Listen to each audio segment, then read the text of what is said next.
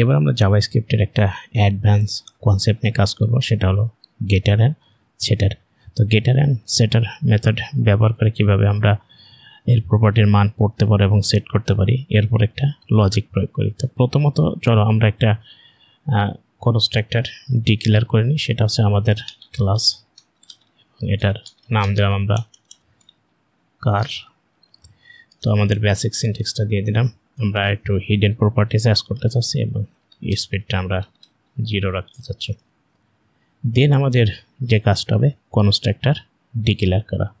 Constructor declare করার জন্য আমরা আগে কনস্ট্রাক্টর কিওয়ার্ডটা লিখে নিলাম এবং এর বেসিক সিনট্যাক্সটা আমরা নোট ডাউন করে নিলাম।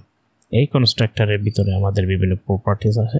প্রথম বসে আমাদের একটা ব্র্যান্ড নিলাম এবং এখান থেকে আমরা রিটার্ন করে দিলাম দিস ডট ব্র্যান্ড।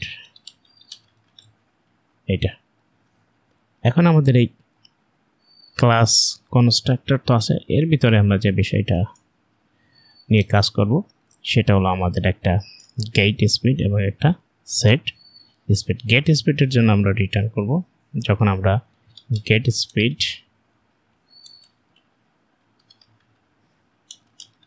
মেথডটা কল করব, গেট স্পিড মেথডের ভিতরে আমরা যেটা পাঠিয়ে দেবো রিটার্ন করে দেবো এখান থেকে এই যে দিস ডট স্পিডটা আমরা এখান থেকে রিটার্ন করব। তো যখন আমরা গেট স্পিডটা তো পেলাম, স্পিড পাওয়ার পর আর কাজ হচ্ছে আমাদের স্পিডটা সেট করতে হবে। তো আমরা সেট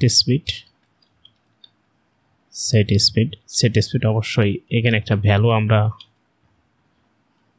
সেট করব এবং আমাদের বেসিক সিনট্যাক্স আমরা একটু কন্ডিশন অ্যাপ্লাই করতে পারি। আমরা যে ভ্যালুটা বা এখানে স্পিড আকারে যে মানটা পাচ্ছি এটা গ্রেটার দ্যান অর ইকুয়াল যদি 0 হয় তাহলে আমরা এখান থেকে রিটার্ন করে দেব আমাদের দিস ডট স্পিডটা এবং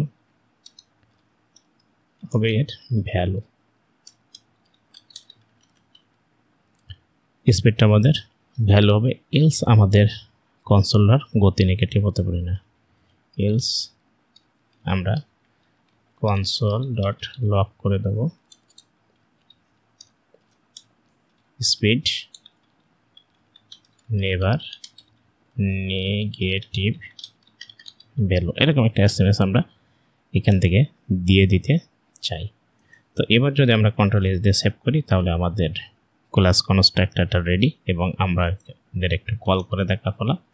এখন আমরা একটা লেট দিয়ে কার নামে একটা প্রপার্টিস নিলাম এবং আমরা নিউ কারটাকে কল দিলাম একটা অবজেক্ট আকারে এবং এর ভিতরে আমরা একটা ব্র্যান্ডের নাম দিয়ে দিলাম। ধরো ব্র্যান্ডের নাম হচ্ছে দিলাম কি হোন্ডা বা বাজাজ দিয়ে দিলাম হোন্ডা এবং কার ডট স্পিড একটা কার পেলাম। আমাদের একটা ভ্যালু অ্যাসাইন করতে হবে কার ডট স্পিড, এটা আমরা দিয়ে দিলাম ধরো 50 km/h। এখন আমাদের কনসোল ডট লক করে যদি আমরা কার ডট স্পিডটাকে আমরা কল করি স্পিড, তাহলে আমাদের রেজাল্টটা এখানে দেখানো উচিত আনডিফাইন্ড কনসোল ডট আউটপুট 50 কার ডট স্পিড। আমরা এখন আমাদের এখানে একটু চেক করে দেখার ফলে আমাদের কেন ভ্যালুটা কি আছে রিটার্ন দিস ডট স্পিড আমরা করে দিতে পারি গেট স্পিড ও গেট, এখানে আমরা স্পিড ক্যাপিটাল হবে এবং গেট স্পিড সেট স্পিড এটা হবে এবং এক্স্যাক্টলি আমরা সঠিক অ্যান্সারটা পেয়েছি।